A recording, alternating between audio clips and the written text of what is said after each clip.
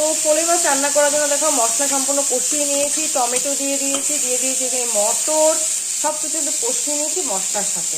আর এখন সাথে দিয়ে দিব কিন্তু ভেজে রাখা আলু, তারপরে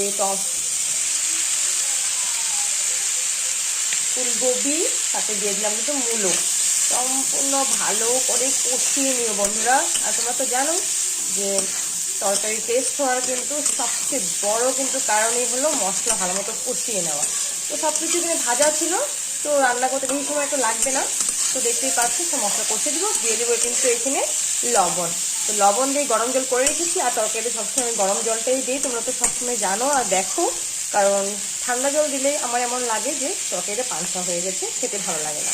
সেজন্য গরম জল দিয়ে কিন্তু বাস আর 2 মিনিট কিন্তু কষাবো। দিয়ে দিব লবণ, দিয়ে দিলাম কিন্তু আমি এখানে লবণ। আমি লবণ একবারই দেবো, আমি কিন্তু পরিমাণ মতো হিসেব করে কিন্তু লবণটা